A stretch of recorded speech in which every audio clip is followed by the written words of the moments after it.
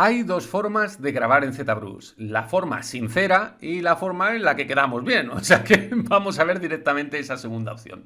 Todo esto lo vamos a encontrar aquí en esta pestaña de Movie. Vamos a anclarla aquí a nuestro panel lateral y vamos a explicar un poquito las opciones. Fijaos que aquí tenemos las distintas grabaciones que podemos hacer.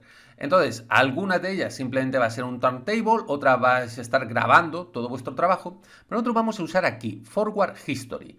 Esto lo que va a hacer es coger el historial de vuestra subtool y va a ir desde el principio grabando cada una de estas etapas. ¿Veis? Simplemente es eso. Lo que pasa es que vamos a tener una serie de modificadores que lo que va a hacer es ir rotando alrededor de nuestra pieza con ese tipo de grabaciones, ¿no?, en el aire, en donde se va acercando, alejando, un efecto pues bastante interesante. Eso lo podemos hacer a través de modificadores, van a ser todos estos sliders.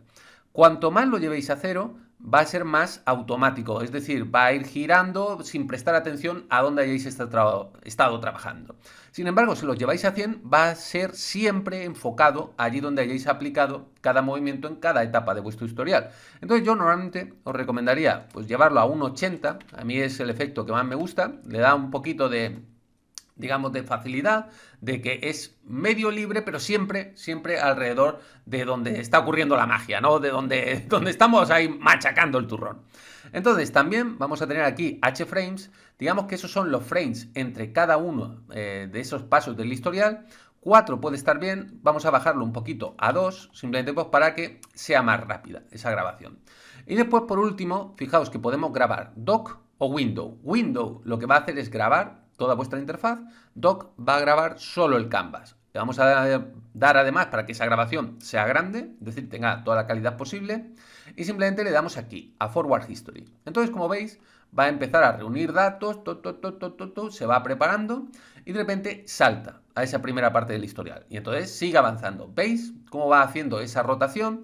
Cómo va buscando la parte en donde hayamos estado trabajando, vuelve ahí, de vez en cuando hace algún giro, todo muy suavizado, ¿no? Muy enfocado a lo que está ocurriendo y buscando, ¿no?, ese digamos, movimiento, ¿no? Como si estuviéramos ahora mismo grabando, como si estuviéramos trabajando, ¿no? Pero, pues fijaos que simplemente está trabajando con el historial, por lo tanto, todas las partes donde hayamos metido la pata, pues no van a estar, y entonces rápidamente va a generar este tipo de películas que vais a ver en un montón de sitios allí en YouTube. Entonces ya veis que simplemente es muy sencillo, es que va saltando alrededor de ese historial, de forma muy sencilla.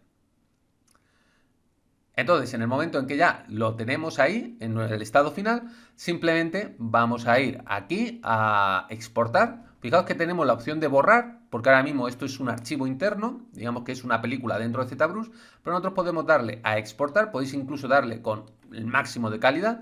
Le damos aquí, yo lo voy a exportar a D con el nombre que queráis, fijaos que es un archivo MPG, le damos a guardar y ahí ya tendríamos nuestra grabación, ya para meter en YouTube o donde lo queráis enviar. Como veis, va un poquito más rápido de lo que podía parecer al grabarlo, pero al final es eso, son este tipo de grabaciones. Entonces, como siempre, ya sabéis, me encanta que estéis allí, muchísimas gracias por acompañarme en este tránsito, ¿no?, alrededor de descubrir ZBrush y nos vemos en los siguientes. Un abrazo, gente.